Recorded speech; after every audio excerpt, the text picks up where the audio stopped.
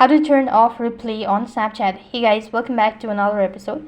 In this episode, I'm going to walk you through the steps on how you can disable replay on Snapchat. So for that case, you just have to go and log in into your Snapchat account. When you're logged in, then it's going to take you to the home page. Click the chat icon, and right on this page, in order to turn off your replay on Snapchat, what you have to do is you can just go ahead and take a random snap for now. Let me just go to this. And next thing, what you have to do is you just have to go ahead and press the infinity loop icon located right at the bottom, and here you need to swipe up and then enable it to 1. This does not mean that you've actually disabled it, made a certain limitation. So when you actually go ahead and send it to your friend, they'll only be able to replay it once.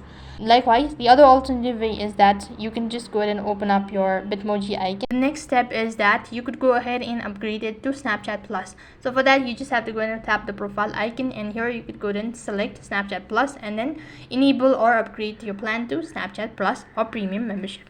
Likewise, if you're unable to do this procedure, then you could go ahead and exit out and then go to the chat page and select the person to whom you wish to go ahead and restrict it. So I'm going to go with the following user. So let's see, this is the one.